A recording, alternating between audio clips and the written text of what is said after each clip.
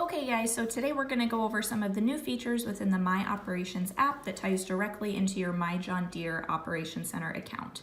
So you can go to any Apple app or Google Play Store to download this application. It's just called MyOperations with no space in the middle.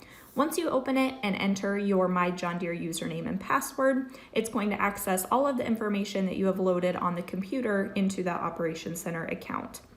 When you first open the app, it's going to have this screen right here that shows you any of your recent applications or field work that you have done. It is going to default to the most recent application or field work date. So for example, ours was October 28th of last year. Looks like we harvested a field called Harlan, and it's going to give us just a quick summary of what happened in that field on that specific date. Along the bottom, on the far left, you're going to see a little field symbol. By clicking that, you are going to be able to go in and view different maps or layers for fields. So when you open it, it is going to default to your location with that little blue dot.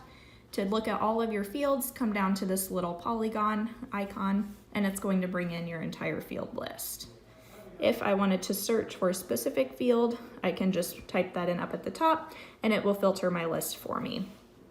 By selecting that field, it's going to actually pull in the visible map of it, as well as some of the other operation information underneath.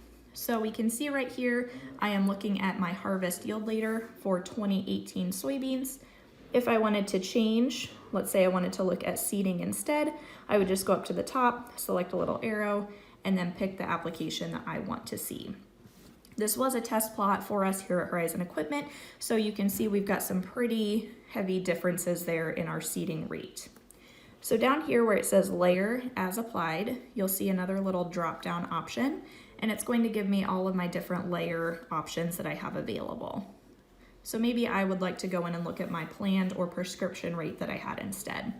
You can see that your legend is going to update. So our orange, yellow, purple, green, and blue, they changed their numbers in there. Those are going to default based on the information that comes in for that specific map.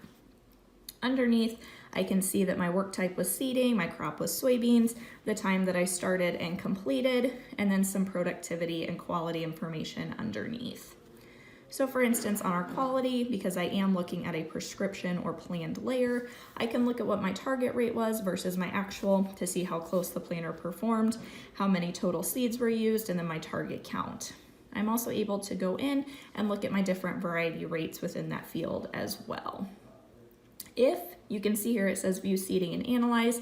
If I wanted to look at some more in-depth information, I would come down here to this little bar graph icon on the bottom.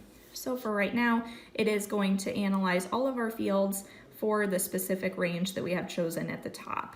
If I want to change that, let's say I want to look at 2018 corn harvest instead, you can see that my list will automatically update. So for this example, we're going to look at our 2018 soybean harvest. So you can see we have our area, moisture, and yield there. Next to yield, you're going to see a little arrow pointing down. If I click that small section, it will actually filter those fields. So for us, we don't have as many fields, but if you're somebody that has 10, 20, 30 fields that you harvested and you want to see where your highest and lowest yield were, that little function is going to be pretty handy. You can also go over here on the side to look at those specific varieties. So for instance, I want to see which of my varieties yielded the lowest and which of them yielded the highest across my entire operation for that year and that crop selected. Down at the bottom where it has the 1, 2, and 3, those are the different pages that you have to toggle through. So if you're not seeing all of your information pop up, it could be that it's just on a different page along the bottom. We also have our little filter icon. So maybe I want to come in and only look at specific varieties. Once I've come in and selected all those, or maybe I just want to select specific fields, come in, drop all of those down, and then hit my back arrow. So now you can see that it has filtered that list to only the selections that I made within that filter tab.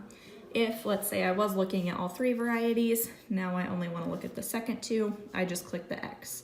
Or if you have multiple filters, you can come over here and click clear filters to get your entire list to show back up.